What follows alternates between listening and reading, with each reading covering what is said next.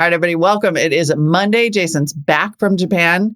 He's mostly awake, we think, and put together a great show. You got it together for a great show. I don't know what time it is, but I'm a little jet lagged. I got back from Japan, great trip, and I saw this news story. I didn't get to talk to Molly about it, so I thought we should talk about this FT story about Sequoia leaving Citizens Board after electing to not participate in a pay-to-play round. So we'll talk all about the dynamics, and we'll speculate for 20 minutes or so on what the heck is going on there.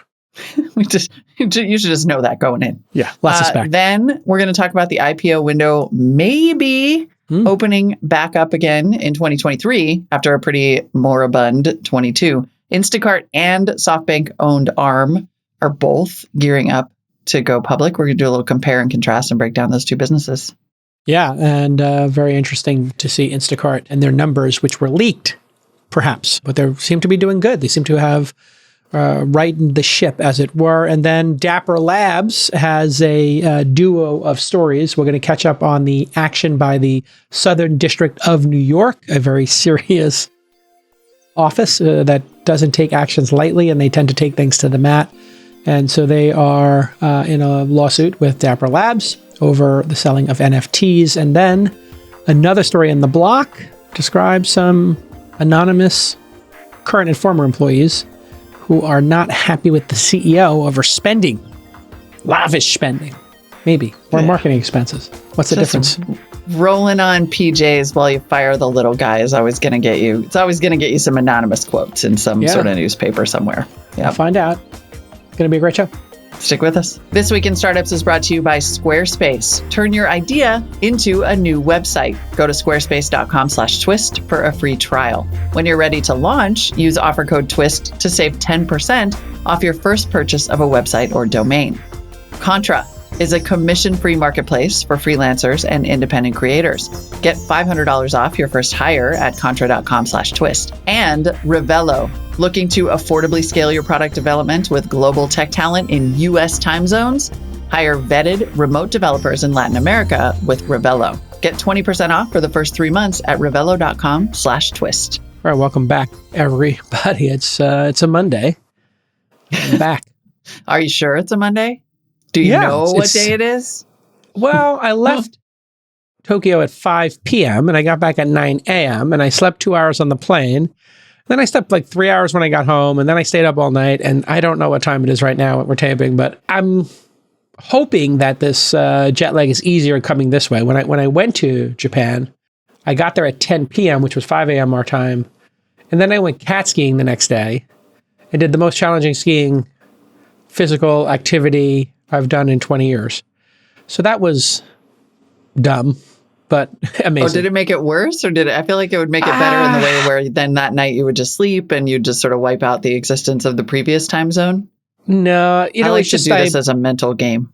If I had thought this through a little bit more, I would have added a day or two of rest and onsens and just chilling for the first 2 days I got there. Not immediately tried to ski the abandoned ski resort while driving up to the top and cat skiing. It was crazy.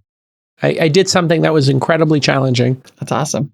I think they're having that kind of skiing in Tahoe right now too. You might as well just paradoxically, I left helicopter up there and like do it all over again. I literally left and I let a family use the house because it was their ski week, and they're like, "Oh yeah, it's the record snow in Tahoe." And I was like, "Oh wow!" So I leave to go find the powder, and it dumps powder like in record amounts. But we have, thank God, California has the most. I think this is the record or second snowpack depth in the history of recording.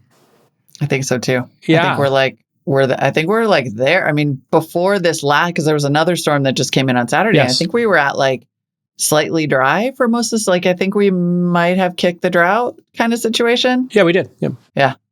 Great. The drought seems to be like, it goes for like 6, 7, 8 years out here. It's horrific. And then we have these incredible monsoons, and then it overflows and we don't capture any of it. I was just thinking California has a very laissez-faire attitude towards water that we could do a better job in. All of the water just runs off. into the ocean here. They don't and it's capture going to anything. happen when all this snow melts. It's going to run off. And then meanwhile, the Colorado River is still legit empty. Like we literally need all this water. Anyway. It would be good if we recaptured some of it. Anyway, something to think about. Wouldn't it? Just an idea, a thought. Just throwing that out there. We need it to live. The problem in California, when I lived in Santa Monica, Southern California, all of the, it'd be bone dry for 100 days. Then it rains. And all the oil and garbage will have built up in the streets, and gone down the sewers.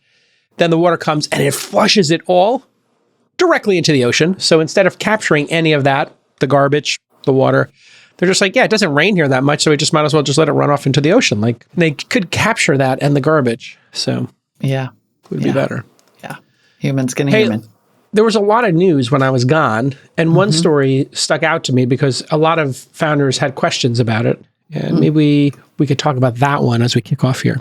Yeah, let's do it. So last month, Sequoia left the board of its portfolio company, Citizen, otherwise known as the app that scares the crap out of you because every time you wake up in the morning, you have 10 Citizen notifications and none of them are ever good.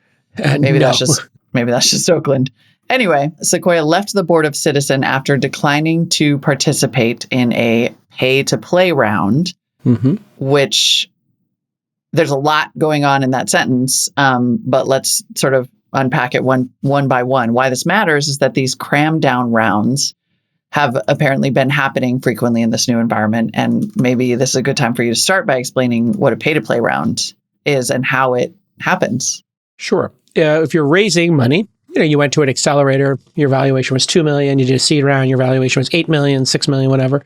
You raise a Series A, 30 million post, and then you raise a Series B at 100 million. Okay, the company then doesn't get proper product market fit. It's spending too much money. It anticipates, since, hey, those 4 fundraisings I just described happened easy peasy, lemon squeezy, in the height of the boom market. Founders expect, okay, I'll just do a Series B and double the valuation. It'd be great. Maybe I'll even sell some shares to the new investors and buy an apartment. So then you find an environment where people revalue the company. They say how much revenue you got and how much you're burning.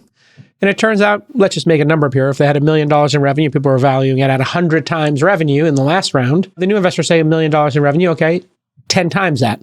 It's worth 10 million to me. The person says, well, they raised their last round at 100 million. And nobody can agree. And then some people might have the ability to block some valuations. Now, Citizen, I just made up an example, a composite based on what we've seen. And that pretty much tracked the last 5 years of the bubble. They were valued at 447 million. So this could have been, really expensive. And then nobody wants to invest. Maybe the company's burning a ton of money. So nobody sees a way to fix this.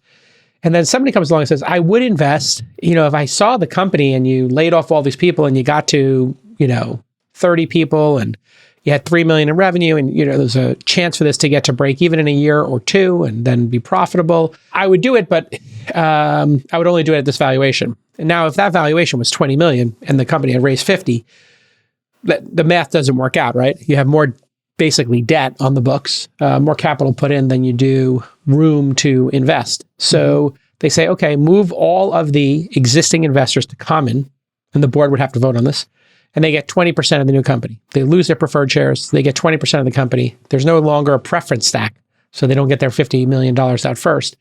And then anybody who wants to can participate in this new round. So to keep any reasonable amount of ownership, you have to put money in. And if you don't put money in, you're going to be washed out. Recapitalized is a way to say this. So the round is paid to play. You pay, or you basically are going to lose a bunch of equity. And it's kind of cutthroat. I think we've had many conversations where people just say, I really would not want to be the person who suggests the pay to play round or offers it because it creates a lot of bad feelings. And here we are, lots of bad feelings. Right. This round, in the case of Citizen specifically, which I think you mentioned most recently valued at $447 million, had an equity conversion rate of 10 to 1, meaning that the shares of those who did not participate in the current funding round would be reduced to a tenth of their previous value. Sure. So you have these bad feelings, and then you have this kind of larger question of the signal that it sent. So in this case, Sequoia refused to participate. Sequoia had led Citizen Series A in 2017. Elected Elected. Yeah, I mean, As opposed to refused? refused is a little bit charged. Right. When you're making the way an investor should make this is they should value it based on the current market. Yep. And they should elect, they should choose to invest or not based on the best interests of their LPs. Sequoia so refusing elected. makes it seem like it was an obligation, like they had to. They don't have to. So I'm guessing the press used that word, maybe. Refused. They declined to participate. They elected not to. Like, sure. Mike Vernal left the board. Okay, big statement. Yep. Refused. The press did use that word, per Nick, who is updating our notes in real time. I guess the question, so then one of the people close to Citizen said Sequoia's decision was ruthless. It's very possible that Citizen itself may have, or people close to Citizen use the word refuse. And that as its earliest backer, it had abandoned the company in its hour of need. I wonder how much of that is an attempt to counter the signal that gets sent. Yeah. In the case of Sequoia electing not to participate and then leaving the board. Yeah. So lots of bad feelings all around. And if you are the VC, you do not comment, right? Because there's no upside here. Yeah. It could be, we don't know, if the company was run terribly. The founders did a terrible job. It could be they didn't take anybody's advice. It could be they spent money ridiculously and weren't focused, right? And Sequoia might have looked at it and said, you know what, this company is not being run well. It did not manage its finances properly. It did not have a path to profitability. We can't put bad money after good. We made a good investment in something that was very promising. And then in the execution stage, it wasn't they proved to us that they can't build a robust, profitable business. So as an investor, can you imagine coming out and saying that? It's like, you can't come out and say bad things. It's like saying bad things about your ex situation, right? Like, is there any upside in that? Like, people get divorced and you could look at this like a divorce. Like, you really, is it going to go out and badmouth your ex-spouse to other people? It's really not a good idea. So I think that's probably what happened here. I mean, it seems like a lose-lose for Citizen. Like, it seems like a lose-lose for a company that is in need of a fundraise, finds itself in a situation where they are participating in a pay-to-play round. Yep. And then you have a major investor who led one of your rounds, elect not to participate and leave your board. Yep. And there's whether they say anything or not, it's hard for that not to be a signal. Right. That's why these things typically happen quietly. Right. And usually people say nice things about each other if it does come out. And so let's look at a couple of other logical things here. And I know people know I'm affiliated with Sequoia. They've invested in one of my companies and I was a Sequoia scout. And so does Sequoia have money? A little bit. $80 billion under assets. Yeah, they have money. In assets under management, right. I believe. They have about money. $80 billion. Does Sequoia know how to build large, meaningful companies in the world? Right. Have they participated in building companies for the ages and know how to operate these businesses? Yeah, better than anybody, you could argue. So this is a group of people who have a ton of money, a ton of knowledge, and they elected to not participate in this funding round, which was a distress funding. It is the job of the founders, in consultation with the board, to not get themselves into this kind of situation. Right. Again, not to super blame the founders. But if something doesn't work out and somebody who has an unlimited amount of capital and a lot of knowledge and chops in the space elects to not participate, it signals to me that maybe the company was not being operated at peak operational excellence. Let's, just to be kind. That's what my gut tells me. And, they still have a small ownership percentage, but somebody leaked this because they were hurt. Right. Definitely. Sequoia would never leak it. I can't imagine why they would. Yeah, exactly. What's the upside, right? It would be, right. What's the upside? Hey, everybody. We're back with another Show Us Your Space contest in partnership with our friends at Squarespace. We did this last year. It was a huge hit. Here's how it works. We're going to give one Twist listener $1,000 in Squarespace credits, but we're doing it vertical specific this time. If you run any kind of an e-commerce related business, it could be a D2C brand, a consumer marketplace, a consumer subscription service, online course, you get the idea. head to showusyourspace.com. That's it. And that's going to redirect you to one of my tweets from @Jason. Reply to the tweet with a short video, an image, a link, a GIF, whatever that shows off your e-commerce site on Squarespace. Then the team is going to pick a winner, and we're going to give them $1,000 in a Squarespace gift card. That's right. If you want to be an entrepreneur, you want to start a side project, a hustle, Squarespace is how you do it. On Squarespace, you can build or sell anything. We love it here at Launch. We use it for Remote Demo Day, countless other projects, and the features are amazing. They've got templates, analytics, inventory management, APIs, everything. And it's optimized for mobile. It's going to look great on an iPhone, an Android phone. Everything just looks perfect. And you can even sell courses directly inside of Squarespace and keep the 15% that other platforms are taking. Listen, it's your money. Keep it. Here's your call to action. It's so simple. Head to squarespace.com/twist to start your free trial. And when you're ready to launch, use the offer code TWIST to save 10% off your first purchase of a website or domain. When you look at this dispassionately from just the kind of external reading, Sequoia does not appear to be the bad guy here, right? Like Sequoia appears to be a firm that made a decision in the best interest of its LPs. It's basically how you're supposed to make every decision. About it. Yeah, you're supposed to look at every decision and say, will this return capital? Now, as an investor, you also want to have a heart, sure. But when it comes to writing the check and making the bet, you have to then make a dispassionate trade. Very hard to do in venture capital because, as we see in venture capital, as opposed to me trading Facebook and being like, I'm criticizing Zuckerberg's behavior over here and I made the trade. It's a public thing. I'm not like, I haven't seen Zuckerberg in person in, 7-8 years, like I have no relationship to Zuckerberg. I can make a dispassionate trade. I didn't spend 5, 6, 7 years with the company trying to build it and then make a dispassionate trade. Right. And, the press is going to, this is a juicy story that doesn't come out. So there is what they call palace intrigue here, big money intrigue, like, Sequoia, biggest name in venture capital. This startup is a very polarizing startup. You remember, I think they had put a bounty out at one point. We covered that story. I think so. I interviewed the founder on Marketplace back in the day and about this idea of like incenting people to run to crime scenes. And I mean, it's been pretty controversial. It also makes me wonder about the firms that force the pay to play scheme. Yeah. Is that also smart business? Is it kind of like, what should we tell founders about how there's probably going to be more rescues like that headed their way in a tough funding environment? We, without going into specifics, we did one of these during this down market. There was an asset, still had a lot of value, was damaged. The founders wanted to try to keep it alive.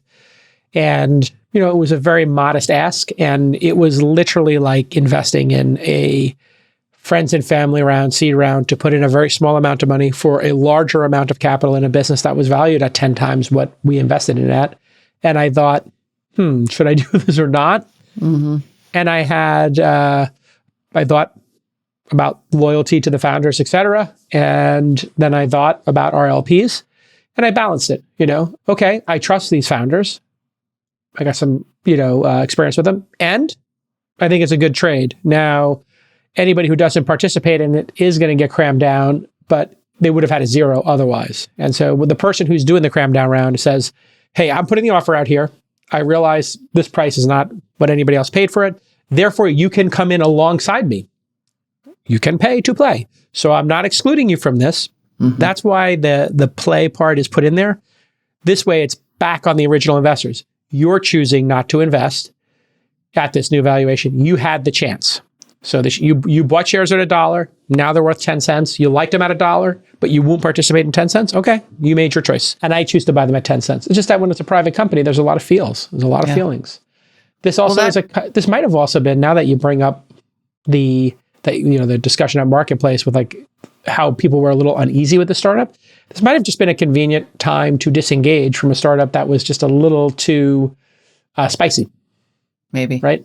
Like, maybe Sequoia didn't, or other investors didn't like this idea of the bounties or the sending people to crime scenes and just said, you know what, we invested in this because we thought it was an interesting concept originally, but, it didn't pan out and they're doing things that are a little too aggro for us to be associated with.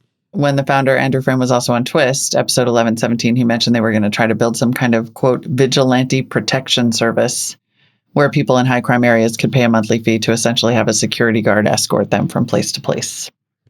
I mean, Uber for security guards is a brilliant idea. That exists to a certain extent. Actually, I'm in. Now, if you said, hey, wouldn't it be great if during a high crime time you could click a button, or if you were an individual who was a public person and needed security on demand, you could click a button and for $40 an hour, have somebody sit outside your house for a night. Like, that sounds like a... Batman as a service. We have, I mean, my neighborhood has like a lot of neighborhoods that have some kind of an HOA, have private security. That's like becoming more and more common, where you just sort of pool your money and you pay for somebody to patrol. It is a huge deterrent. Not uncommon. Yeah. I'm putting cameras up. We had the license plate reading company that small towns are doing license plate reading companies. So it reads all the license plates that come into your area. A little bit of privacy concern there, but you know, it dumps the data every 30 days or something, and you know, hey, this license plate hasn't been in the neighborhood before. Okay, yeah, it's a delivery truck. Who cares? It's an Uber. Oh, you know, it's a unmarked van that's beaten up and it's sitting on the side of the road somewhere idling. Okay, could be a reason, but we should send somebody out there to check it out. Right. Oh yeah, somebody's living in their van. Okay, good to know. Oh, somebody's, you know, lost. Great. It's a broken down car. You know, whatever it is. So yeah, these seem like spicy founders. I'll be honest. Oh, 100% spicy founders. I wonder the extent to which we're going to start to see. I mean, spicy founders have had it a perfectly good run, right? For a long time. Like, spicy founders isn't always a problem. In fact, often it is considered a feature, not a bug. But I wonder the extent to which we're going to start to see, you know, for various reasons that range from spicy founders to simply just pirate. Making the pirate founder. Here's the thing about being a pirate. You better is it going to get more be successful now? But just on the point of pirates. Because otherwise you get killed by the other pirates. Exactly. If you want to be a pirate, you got to be successful at that job. And so, you know, is Citizen successful? I don't know that they ever found a business model that worked. I think they were trying to figure it out, and it's a free product, and they got to vigilante as a service. Like, you know, it sounds like they didn't find... They have a subscription. They have like a premium product. Oh, do they? That they always try to get me to sign up for whenever I open it. It would, yeah. So would it be worth it? I don't know. But generally, as we like get deeper into this downturn, I do wonder about this like quantitative versus qualitative, and the having to set the feelings aside and be a little more ruthless, which is part of the industry and always has been. Like, it's finance at the end of the day, finance with relationships. But because there are so many founders who had a really easy time raising, who have not seen a downturn, and we're talking about funds, not just Sequoia, but funds that feel like they have unlimited capital. Like, I do wonder if we're going to see more publicly hurt feelings. Like, this has been a business conducted in private for a long time, but you wonder how much of it's going to come out as these firms start to make harder and harder decisions. Yeah, it tends to come out. You have dribs and drabs of stuff. Yeah. You know, there's an incentive to be magnanimous in these situations. If you're the investor, you never want to say something bad about a founder, because that other founder's like, oh, well, if it doesn't work out, you're going to say something bad about me, or vice versa. So for these founders, if they did leak this, I don't know that they did, but kind of feels like it would be a leak from that side, or it could be an angel investor who is aware of this, talked to the founders, and leaked it on their behalf. Anything's possible here, so I don't want to speculate more than speculating every possible... More than we already have. For 20 minutes, every possible permutation of this. But I'm speculating for the help of the founders listening. Like, yeah, if it doesn't work out, you can just quietly, you know, have your opinion about the other person. If somebody asks you, hey, should I have them as an investor? You can say, it didn't work out for me, but you might have a different experience. Or say nothing. And that really is, I think, how Silicon Valley works. You don't hear people bad-mouthing people. It's very subtle here. And you want to keep optionality. What if the Citizen founders, one of the Citizen founders, their next business is Uber or Airbnb? You know, so you want to keep good relations, and vice versa. What if they come up with a great idea and Sequoia is going to back them again? Keep everything friendly.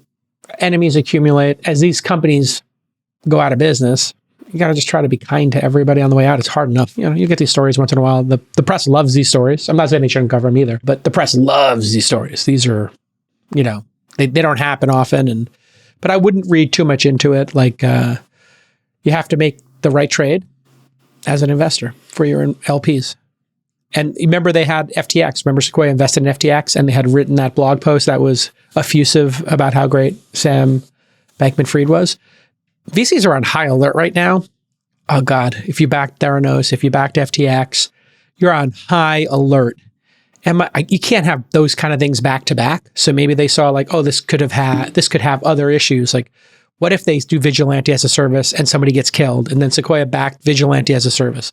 They may have been trying to unwind this for a while. They may have been asking the founder, hey, please don't do crazy things like Vigilante as a service. It blows back on us kind of situation. Yeah. So much to speculate about. So much. But far be it from us to speculate. Far be it from us to speculate. For 25 minutes. No, for 25 minutes. Hiring freelancers and doing that on project-based work is a brilliant way for you to grow your startup sustainably, right? You can't just hire everybody in every little vertical. And listen, there is a ton of top talent right now out there looking for work due to all the layoffs in tech. You know that. So you need to check out Contra, Contra. Contra is a commission-free marketplace for freelance and independent creators. So all that money that's going back and forth between you and your freelancers, it's not getting taken by some marketplace. No, there's no percentage-based upcharge when you do hire somebody. And they do all the vetting. They find the best people. On the other side of the marketplace, hey, if you're one of these laid-off tech workers and you got tons of skill, well, sign up for Contra. It's an amazing platform for you. And remember, like I said above, creators on Contra keep 100% of what they make. There's no fees.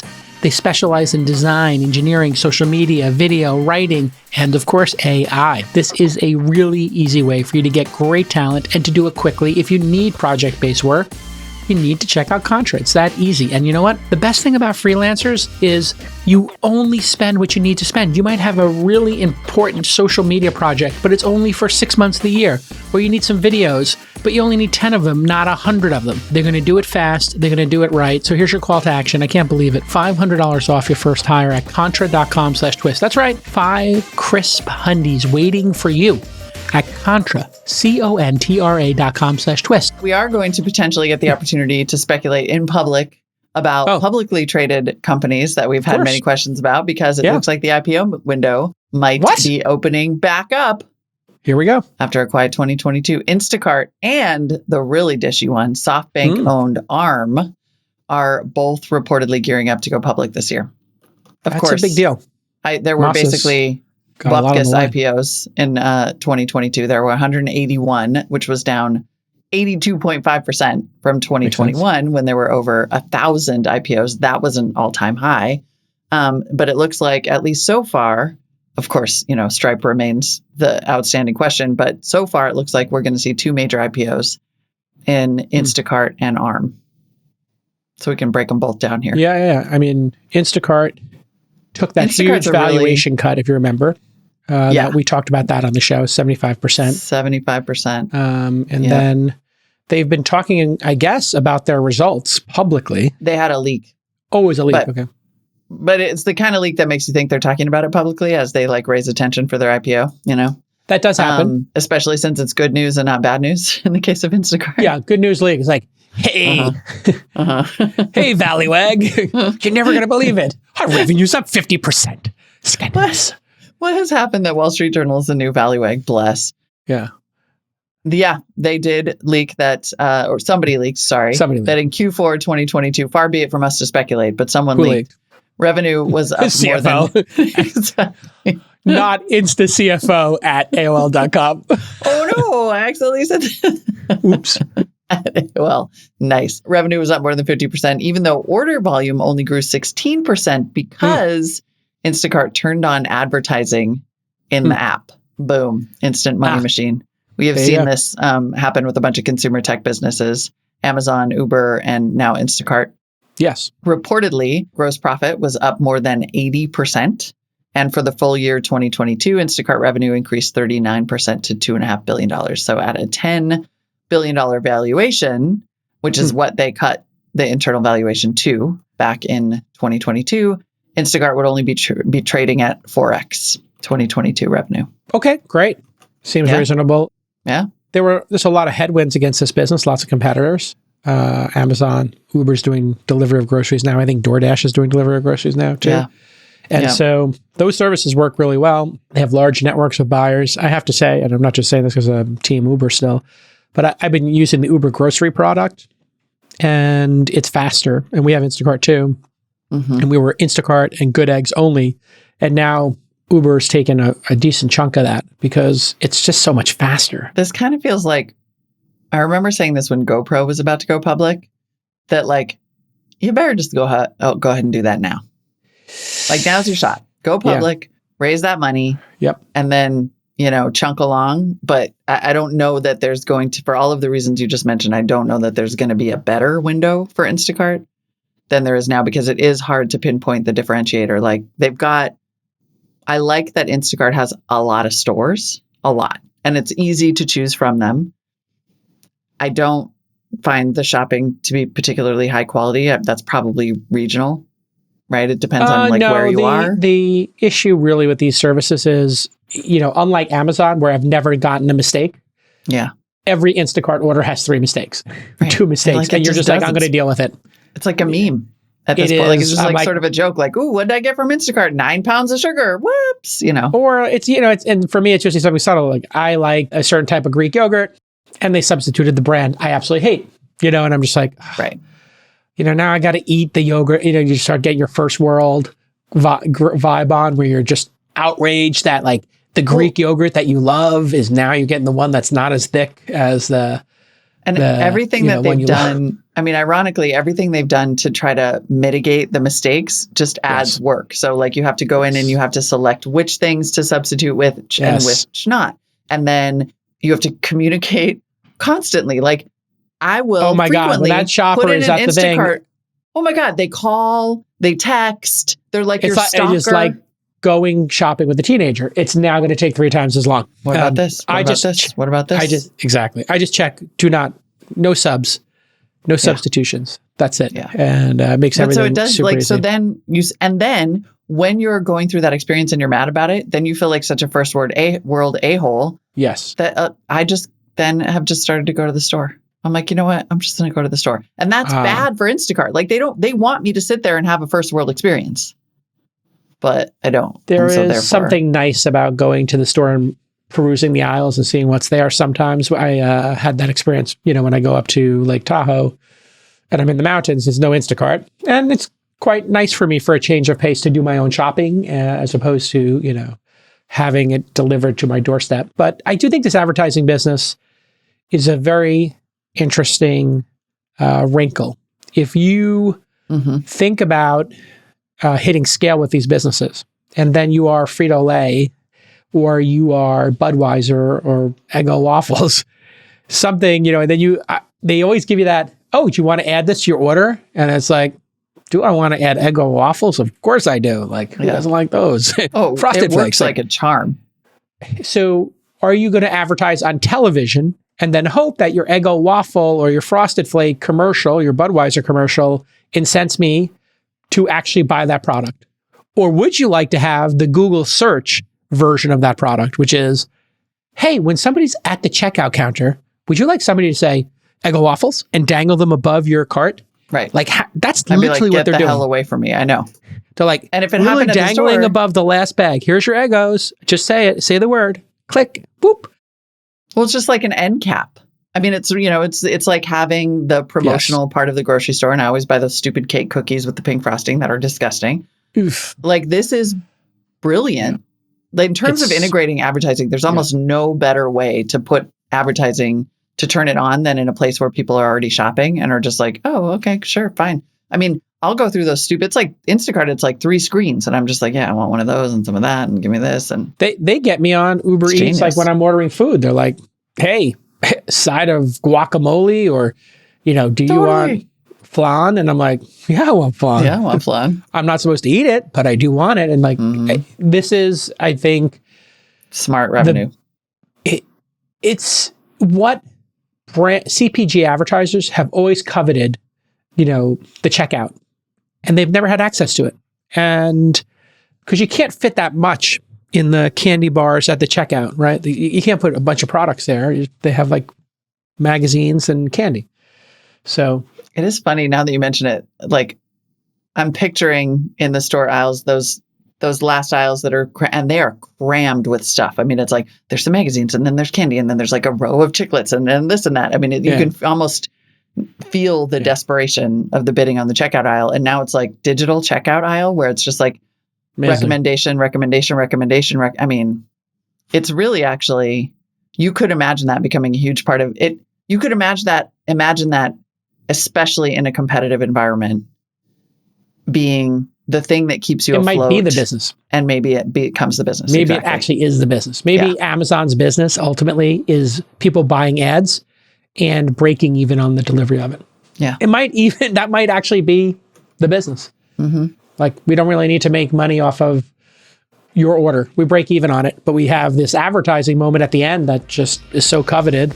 We make money off that. Finding great engineers is time consuming. It's expensive. Let's face it, it's a pain in the neck. If you're looking for qualified international developers without those crazy time differences, Revelo is the answer. Revelo is a talent platform that matches you with vetted, full-time, remote developers in Latin America, which is to say, they work in the US time zone, right? This means your engineers, your product managers, your designers, your executives, they can collaborate in real time with your devs. Plus, it's so much more cost effective than hiring in the US. And you're going to get matched with vetted candidates within 3 days. Revelo handles all the annoying stuff. Payroll, taxes, benefits, all that mashugana, they take care of it. This means you can hire internationally without the headache. Revelo's engineers are full-time and embedded in your team like normal employees. They're proficient in AWS, Rust, Ruby, React, Python, Node.js, all that good stuff. And Revelo's customers include GitHub, Foursquare, Carta, Indiegogo, and Kickstarter, among many others. So here is your call to action. I want you to go to revelo.com/twist and mention twist to get 20% off your first 3 months. Plus, they offer 100% risk-free 14-day trial period. If you're not satisfied, you pay nothing, nada, zero, zilch. That's revelo.com/twist, revelo.com/twist. Mention twist to get that 20% off. So ARM, this is, I believe, SoftBank bought ARM, right? SoftBank bought ARM when it was public. Right. So ARM is a fascinating company. It is a chip, it's British, and it's a chip design company, meaning that it doesn't actually manufacture its own chips. It's actually quite clever. It's like the lowest, capital intensive way to do this. They create this chip architecture and license its chip blueprint technology, basically. And then they take a royalty on products that are sold using that technology. So once you build the chip using ARM's blueprint, they charge you for the blueprint, and then they charge you a royalty fee every time you build and sell one of those chips. And so in 2021, ARM reportedly generated $2.7 billion in revenue. The licensing and the royalty revenue were somewhat close to even. The licensing revenue has been growing a lot faster. But ARM was founded in 1990 as a joint venture between Apple, Acorn Computers, and VLSI Technology. In 1998, it went public on the NASDAQ and London Stock Exchange. But then in 2016, it was bought by SoftBank for $32 billion with, and this was reported in 2020, the intent always to sell it to somebody like NVIDIA. So in 2020, NVIDIA reached a deal to buy ARM from SoftBank for $40 billion in stock and cash, and SoftBank would get a 10% stake in NVIDIA. I mean, this would have been a blockbuster, like just an absolutely absurd deal. NVIDIA becomes basically the king of the world. However, in February 2022, after more than a year of regulatory scrutiny, the acquisition was canceled. And NVIDIA kind of had to go back to the drawing board in some ways, but they remained pretty strong. And then SoftBank is looking to take ARM public. Everybody was like, oh God, SoftBank really ate it on that deal. I always knew ARM because when I was back in my PC era, back in the day, you had a choice to buy an Intel PC or an ARM PC. The ARM ones were cheaper and more powerful, or more bang for the buck, it seemed. And then Intel did the Intel design, Intel Inside campaign, the jingle, and really said, hey, we're the better ones. But it was kind of like a Coke and a Pepsi kind of thing, or maybe RC Cola and Coke might be a better analogy. But they also do all of the smaller chips for wearables and smartphones and that kind of stuff. So I think that was their big innovation as well. That's why they were kind of an Intel killer, because you recall Intel is still like ARM ate Intel's lunch by building mobile chip designs. And Intel never really cracked the mobile market. I think still has not cracked the mobile market, which has been a big question for them. So then the theory was that if NVIDIA had acquired ARM, and this I think was sort of SoftBank's plan all along in acquiring it and taking it private, NVIDIA would then control the market for GPUs, which of course are the key to AI processing. They've become really big for autonomous driving development, huge for crypto mining. And then they also would have had access to all of this sort of mobile chip development. Just stepping back from ARM and, wish them a great IPO. Congratulations. And I hope Masa makes a bundle of money and gets back in the game. I know he's got some debt to pay down. To be clear, we're expecting papers in like April-ish. I have to say, I have, stepping back, I am very impressed at how fast the CHIPS Act went through. And I've been giving that a lot of thought. Have we ever seen a bipartisan bill like this to subsidize businesses go through this quickly?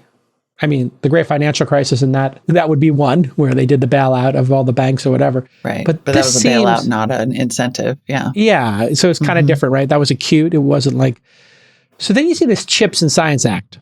And we started hearing about this like a couple of years ago in 2021, maybe. It starts bubbling up. And then it's like, boom, it's in effect. And boom, everybody's building factories and like these incentives are going. It's big, right? 52 billion or something. It's like this giant thing, and roughly 280 billion to boost domestic research, according to Wikipedia. And I was wondering why. Why is this train going so fast? China. Yeah, exactly. And why exactly are they so concerned about chips in China? And then all of this stuff with the lab leak theory comes out. And I was like, they really think, I think what was happening is people really think the relationship with China over this lab leak thing was going to come out and be like really hairy and gnarly, and this Taiwan situation and all of this craziness going on. We didn't want to be caught short with not having chips. Is it too tinfoil hat? Maybe. I'm admitting it's a tinfoil hat kind of moment. I know. I'm like, well, or we got into a trade war with China. There were like lots and lots of tariffs. Yep. There were threats to withhold. Okay. And we do not have domestic manufacturing of semiconductors. Like we don't have it. Now, to be clear, a lot happens in China. If there's a tinfoil hat, it's more really maybe about China invading Taiwan, because Taiwan Semiconductor Manufacturing Company, best name ever. I love a literal name. TSMC. What do they do? Where are they based? Exactly. Do they make anything? I mean, it's the best. It's just the greatest. Manufacturing company. Oh, the biggest manufacturing. Yeah. But it's like literally the name. It's a manufacturing company. Literally. We make stuff. Taiwan Semiconductor Manufacturing. Like, it's so great. They're manufacturing company that delivers to you. And then during COVID, unrelated to labs or anything, right? We just couldn't get any. If you can't get chips, there is nothing that you can build. There are no cars. There are no computers. There are no phones. There are no watches. There are no appliances. There's nothing. I mean, I actually think the speed with which we moved was the actual internalizing of the national security risk here. Yeah, you can't build a bomb, for God's sake. You need a lot of bombs, turns out. You need a lot of chips in those bombs. There's still nothing that we spend more money on than bombs. I don't know if we manufacture those ourselves. I'd be interested in following those backwards, like because they probably have all kinds of chips in them. Like it's not just one set of chips, there's a zillion of them. So or they're like, wait, who makes our bombs? Do we need to onshore this? And the components in them, right? Who knows what components are used for the equipment around the bomb? The truck that drives the bomb somewhere, the missile silo, the computer monitors and computers that run the missile silo. If we find out we're making our missiles in China, that's going to be amazing. Well, I don't think we're making them there, but is it possible that there are components inside of, definitely aspects that come from Taiwan? It's possible, probable. 100%. Yeah. So like we don't have, there are hardly, and maybe like Micron has a foundry in the US. we didn't see when we were away for these 2 weeks, we didn't get to talk about that's why I really wanted to talk to you about the lab leak theory with a report that came out that maybe, more people are leaning towards it's a possibility. We didn't get to talk about that. I think we're up to 2 out of 7 federal agencies, one with moderate and one with low confidence. Yeah. We should definitely run with that though. I mean, it does feel like the chances of there being 2 research facilities in the world that do this, and one of them was where the outbreak, it's just geographically peculiar. I think I tweeted something to the effect that it was very interesting that all of a sudden there was just a ton of heavily misrepresent, because that report did come out from the DOE. Moderate, they said they had moderate confidence in the idea that it could be a lab leak. I think the FBI is still at low confidence, and every other federal agency so far. Yeah. And we don't know what they're going to come up with eventually, but so far is nah. Wet market. I'm going with Jon Stewart. However, we might find out more information. It was just weird that there was that, and then the massively misrepresented mask thing in the same week. That doesn't. It's I want to get to ground truth, but that doesn't feel like we're going. It feels like now we're just going to go all the way in the other direction, and then get to ignore the fact that millions, so many excess people died in the U.S. and didn't have to. It's this is going to be a messy one to unpack. It really It's going to be super messy to unpack. I just hope we can objectively look at it. And we need a commission. We need a COVID commission, like the 9/11 commission, like the Watergate commission. We need why does that exist? A truly bipartisan commission, because people are crazy. I mean, this seems like something that should be a real focus, just because it's going to happen again, right? Yeah. So wouldn't it be good to just already not to be a giant bummer, but it's probably already brewing with bird flu right now. Evidently, it's in minks. And minks have a respiratory system that's the same as humans. You know what we should do is we should study that. Hey, here's an idea. We should study that. You know what we should do is we should study not only that, but what it could evolve into. Just so we're prepared for the next version. Yes. So we could literally use science to study where that is going. Oh, no, don't do that. Wait. We could be prepared for it? Well, we could just evolve it. We could just give it a gain of function. We could add to the functionality of whatever we find, and then you just do some, add some functions to it. See if you made it more robust, what would happen? We do that. We definitely are. We do that. Do it. I have a really good idea. Why we don't talk about lab leak stuff, because we're we also have labs. We don't want to talk about lab leak. We have all the labs. We're all doing the same stuff. Just do it on an island, like Plum Island. You ever hear of it? It's a mile and a half off the coast of Long Island. And that feels close. It's yes. Can you go further? But it's a mile and a half. I think it was 3 blocks to the wet market outside of the Wuhan COVID laboratory. So a mile and a half of water. It's a start, at least. It's a start. If you're going to do. It's better than blocks. Better than blocks. I wonder where we're doing it. I wonder where our labs are. Plum Island, Animal Disease Center. That is where it's happening? Yeah, this is a whole, if you want to go super tinfoil hat, you can go down the Plum Island tinfoil hat, where this is where they study foreign animal diseases on livestock on an island off of Long Island. It's kind of like what we were talking about at the beginning of the show. Yeah. There's stuff that you just want to be cool about. Yeah. Because if you don't, you get into a mutually assured destruction loop. Mm. And you can bet that whatever China's doing, we're doing. Yeah. And so you don't want to, it's you don't want to get too high horsey about stuff. I mean, when we probably funded it too. So we probably funded it. Yeah. So, I would be fine with just taking ownership of it and moving on. How's that for an idea? We all just take ownership of it and do better. But Plum Island, for those people looking to go down an Area 51 rabbit hole, may I suggest Plum Island? I'm sure there's a Joe Rogan episode with somebody he's just asking questions. I love it. Let's go. I used to love that series that Leonard Nimoy used to do, In Search Of. Do you remember In Search Of? Oh, yeah. In I'd Search forgotten of. about that show. Leonard. Oh, I got to look this up. So there was a show called In Search of, and they did 144 episodes, it seems, and Leonard Nimoy hosted it. In Search of Bigfoot. Oh my God, this was like OG conspiracy theory stuff Loch too. Ness This is Monster, all the classics, the classics. But to have Leonard Nimoy do the voiceover was just amazing. This is incredible. I want to go back and like watch all of these. The Outer Space Connection. So great. I'll tell you, man, you could have a really fun afternoon with a weed gummy in that show, Ancient Aliens. Oh no. On the that is on the History Channel. Oh, the History Channel has the history of aliens? The History Channel has a show called Ancient Aliens, and it's always the same wackadoodle guy who's like really tan and has this big mullet and is pointing out how like ancient relics all have the same alien designs. Yes, there aliens, it is. There it is. Okay. Aliens. It's incredible. It's just I'm or just balloons. saying, put the hat on for balloons and go crazy. Oh, they're got to be aliens. Any crypto craziness as we round third base here? Always seems like it's like always good to round the show off with the latest in crypto nonsense. Yeah, this is a good one. This is a good one. When like how many Thanksgivings have to be hijacked by crypto discussions and your crypto cousin? I want Thanksgiving reparations from the crypto industry is what For I sure. want. Yeah, just I want payback. Give me my can I get back those 9 hours?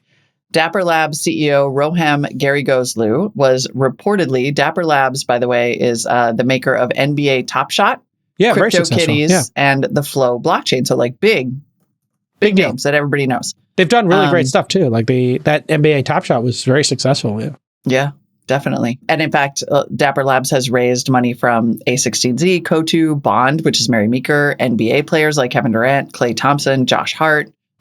There's a little note here that says "Go Knicks." Oh, okay. I wonder what that's about, and other athletes. We're on a 9-game winning streak right now. The Knicks are playing better than they have since I was in my 20s and Patrick Ewing was on the Knicks. So Josh Hart, 9-0. He is the good.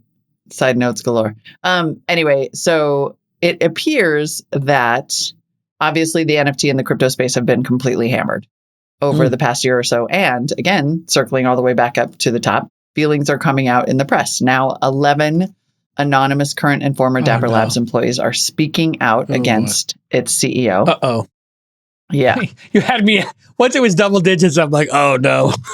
I've been through this. 11. When you get to double digits, like, that's not good. It's not 2. It's not good. It's not 3 people. It really is not. So 11. In March 2022, Dapper Labs raised $250 million at a $7.6 billion valuation, led by Kotu. At its peak, the NBA Top Shot collection generated $224 million in sales in the month of February 2021. But then, of course, so $224 million in February 2021. Those sales fell to $2.8 million last month. Okay. That's total sales, which they get a percentage of. So if their take rate was the standard 20 or 30% that you see, or 20, 30% for like a really elite marketplace, like App Store marketplace. Right. But let's just give them the benefit of the doubt, say 30%, like a really high one. That means they made $1 million or so, $900K, whatever. So. Yeah. Down from 90. And when you look at this, monthly trading volumes declining 95% through 2022. Sure. However, apparently none of that ongoing decline stopped Roham from rolling on private jets, renting mansions at up to $300,000 a month, and just generally living the dream. He would routinely, apparently, rent these mansions. The private jets had become one of his priciest expenditures. The trips would cost between $60,000 and $100,000 per flight. When not renting a mansion, I'm just quoting from the article because it's just a corker. When not renting a mansion, the CEO often booked 5-star hotel suites that would sometimes cost as much as $30,000 a night, according to one person familiar with the matter. As Gary he did this as on the company or his own personal? Oh, yeah, he would. This is the most amazing thing. He considered these big ticket expenses integral to his strategy of cozying up to celebrities. And so they would be listed as marketing expenses. Oh. Yep. So, let's pause for a second on this. Marketing. Yeah.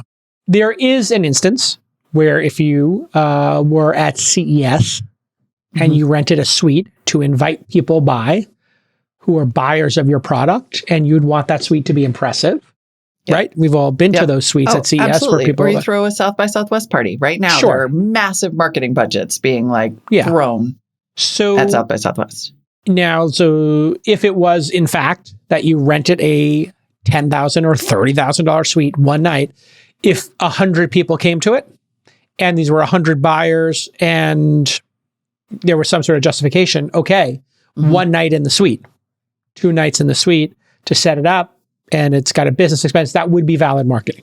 So, just so we steel man, straw man, whatever, steel man it. Of course. But flying on a private jet, if you were flying Kevin Durant to a speaking gig to sell things, okay. If you're flying yourself, no bueno, not necessary. So you have to look at each one of these independently. This is why, as the CEO of a company, they nail a lot of CEOs on personal expense. This is why you got to make it bulletproof, right? Like, it's not the suite you're staying in. The marketing department rented it. So I'm just giving a little advice here. And it was approved, and it was thoughtful, and you had the sales that occurred because of it. Right. I've had this happen in companies. You tracked your ROI. Yeah. You track the ROI of it. And it was driven by the marketing department. So if the CEO is doing stuff like this unilaterally, and it's for their room where they're staying, that's not good. Yeah. If the marketing department did it, so if you were on the board of this company, how you would evaluate it, or for people who are, thinking about doing something like this, just you have to be thoughtful. If you have shareholders, if you own 100% of the company, you can do whatever you want, as long as it's within the tax law. And the tax law would be totally fine with you having a party or marketing through a party, but not for your travel expenses if it was personal. And then there's just the optics. So once you have to explain optics, that's when you get yourself in trouble too. Yeah, to me, this also feels like an interesting case of what happens when you get too much money, which I think we've talked about. Yes. There is, let's see, in a statement, Dapper said, quote, the notion that, this, 2 things about this. One, a lot of money came flowing into this company. And I suspect that there was no small amount of keeping up with the Joneses here, as they kind of say in their statement. They're like, we have and will continue to spend money on high impact events. Our business is rooted in entertainment and sports. You have a CEO with, who has a huge amount of funding and is at some point having up to, $60 million in trading volume in a single month. And is like, this is what we have to project because this is the pool that we're swimming in. It does make it is an interesting governance question, because it does feel like there were a lot of really, again, very, very well-respected investors, presumably on their board. Dapper Lab has 5 board members and 3 observers. So Roham Karagoslu himself, maybe a relative, and the observers are Chris Dixon of A16Z, Dan Rose from Cotu, and Fred Wilson. These are legit investors. Like the marketing expenses here could be completely justified. Or if he was doing this alone, solo, they would be abusive and he could get fired for it. I think he seems like a smart cat. And I'm going to go with, these are expensive things to do and they have bad optics, but especially if you had to lay off a bunch of people. So those people who got laid off who are trying to dunk on him, I guess, or whatever. Yeah, sure. That does look bad that you spent money on private jets. Yeah, of course. And that private jet equals somebody's salary or something who got laid off. You can kind of make all the jumps here. But if that private jet was for Kevin Durant and Steph Curry, right, to go do a speaking gig and sell those NFTs that sold $250 million, $250 million worth of $250 million worth of NFTs, then it was worth it. Also, it sounds like he was just a real jerk internally. Like, it sounds like as things started to decline, I mean, when you look at why 11 people are speaking to the press, it's also that there became this really bullying culture, lots and lots of micromanagement. Yeah. That he would publicly shame people on Slack or scream at employees during video calls. Oh, yeah, screaming no. Et cetera, et cetera. As the market went down, he became harder to work with, it sounds like. But just on this thing, what are the 11 employees hoping to get out of this? Is this just a slam piece? Or is it like, are they in a lawsuit? I don't know. Yeah. Yeah, they're just going public with it. They're just going public. Like It's not no lawsuit. It's not as part of a lawsuit because, something unfair happened to them. There's no unfair labor practices here kind of situation. We have no idea. I mean, there's no lawsuit, like maybe yet. I don't know, right? Who knows? Maybe people are contemplating, but right now it is a slam piece in the block, potentially related to, who knows, layoffs, most likely. There's kind of a lot of, again, we have a whole story arc here, starting at the top and ending here. Like, we can enter a lot of slam pieces about media layoffs right now. Like, we can just anticipate that there's going to be a lot of this because there's a lot of disgruntlement. Yeah, when you're reading these things, I think always asking what the press is going to cover interesting stories, especially if there's conflict, right? Conflict equals drama. Conflict, sometimes there's something important. And if somebody was spending a sugar ton of money, that's also notable. So you have to look at it and say, are these anonymous, and is there a point to this? Are they trying to get him fired? Is there a lawsuit? And in this case, I guess they just got a bunch of people who were laid off to talk about it. It said current. They are anonymous, but it was 11 current and former employees, including both staffers who left of their own volition and those who did not. Got it. I would like to see that number broken down. Yeah. That is exactly what Nick predicted that you would say. Well, you'd be like, is it one person who still works there and like 10 who got laid off? Yeah. And it's just one of the problem with I feel like we've gotten into a dysfunctional usage of unnamed sources now, where I think like the unnamed sources kind of understand they get to be unnamed. So they have this in their back pocket as like, well, if I'm mistreated, at least I can be an unnamed source in a story and get my revenge. And if the person was fired for cause, or if they left on their own volition, or if they're still there, all that matters. And then what the motivation is here. Sometimes this could come from an investor who's not happy.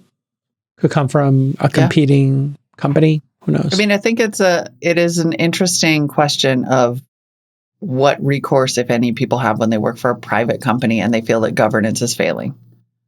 Like, so a generous interpretation of the people who are being quoted here is that they were like, this is terrible and people need to know about it. And we came here for equity, and that equity is going to be wiped out by this banana spending. And we feel like, the investors don't know what's happening, and we're trying to raise the alarm.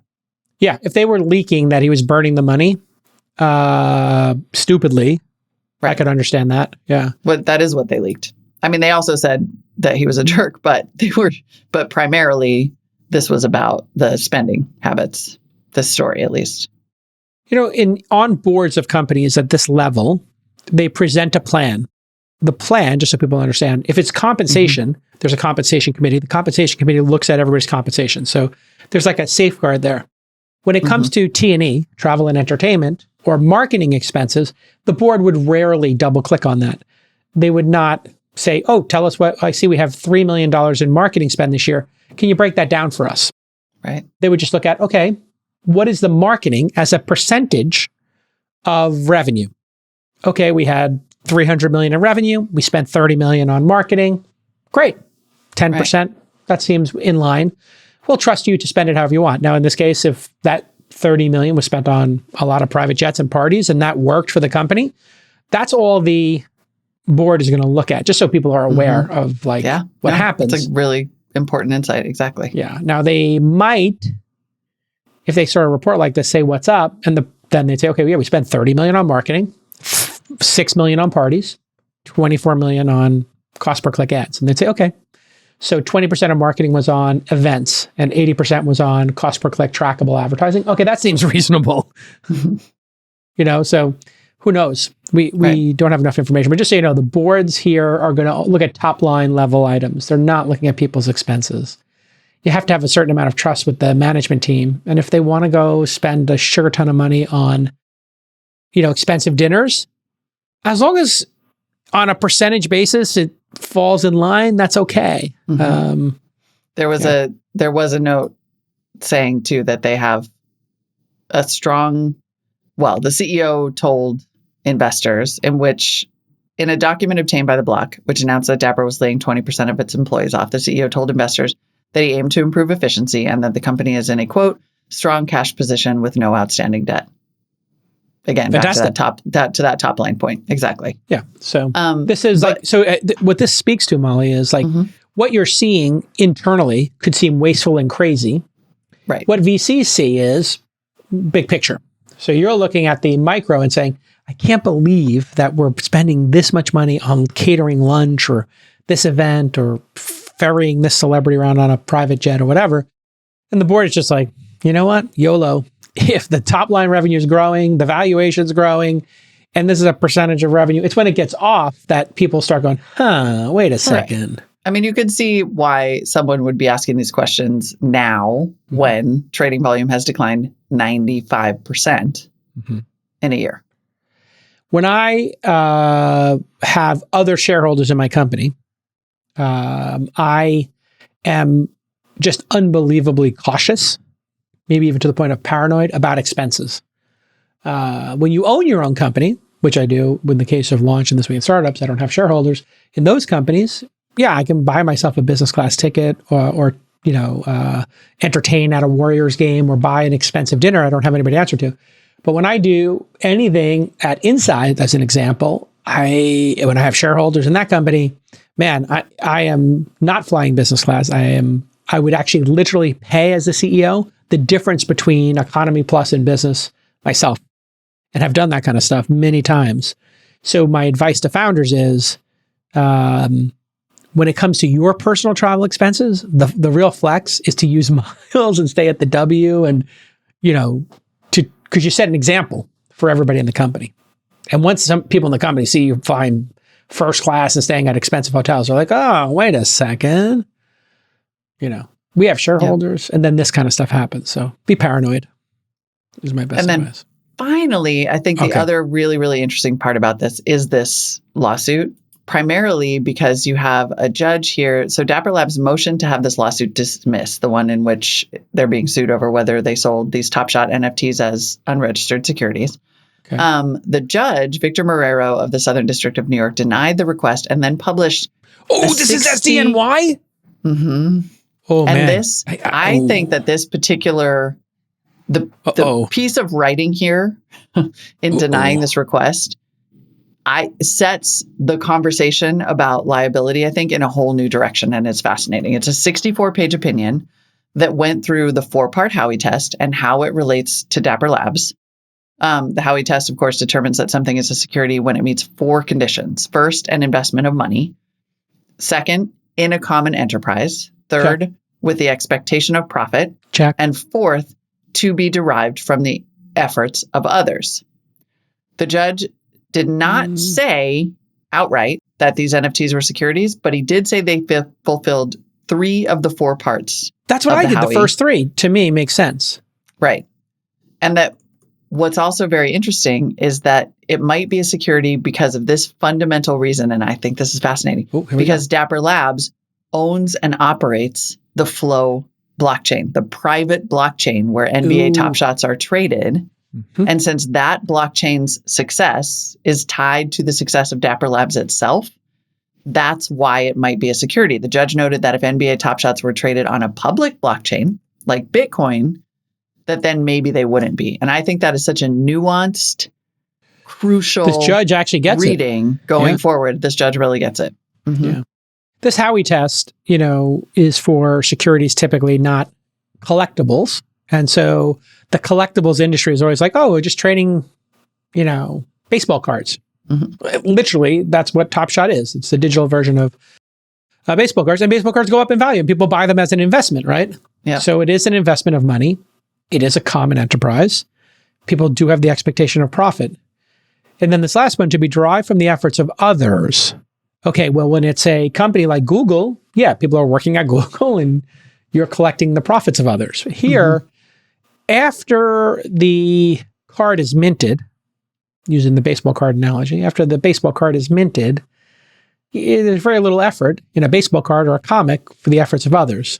You might be able to argue, I don't know, if Marvel really invests in Iron Man a whole bunch, maybe that would make it, more valuable, I guess. So when they do, what do they call it when an NFT like the Bored Apes mutates, or they do a drop, right? They add to the value of the NFT. When they do that, they'll like mutate the NFT and they'll give you like a free like NFT as part of it. When they do those kind of things, that feels like deriving from the effort of others. So that also could be a rub here, is that if you do the thing that people find valuable about NFTs, which is those mutations and stuff, that would be one. Well, and also but here it's the maintaining of the blockchain, the effort to maintain it. Right. I mean, that's one of the 3 things. And exactly. And then the fact that it'd be like if you sold baseball cards, but then you also like the analog version or something, if you sold baseball cards, but then the only place that you could ever sell or resell or buy those cards was at your own auction that you ran. Right. That's different from like, I just sell a Top Shot, I could sell a baseball card out in the world and like buy it on eBay, sell it on eBay, sell it anywhere, sell it privately. Yeah. But if all of and then that auction house, the privately owned one, takes a cut every time you do something, then the only reason for those cards to have value is to enrich my private blockchain. And therefore you have potentially a security. It's just a really like good job, the judge. People are catching on. We talked about with the crypto roundtable a couple weeks ago, how like it seemed like Gary Gensler, it seems like the scalpels are coming out. Like regulators and judges and the legal system is starting to figure out how to scalpel out the parts that are no good. Yeah. It's nuanced. It's certainly nuanced. And nobody thinks that Dapper Labs is a bad actor. In fact, quite the opposite. They seem to be doing things in a thoughtful way. I would argue that 11 former and current employees think that they might be a bad actor. Okay. And this judge suggests that, in fact, they might be a bad actor. I'm just going to say it's not no one. It's not zero. How many employees they have? Like 3,000 employees at that place, I bet. Probably over 1,000 at the peak. 600. Okay. So 11 of 600.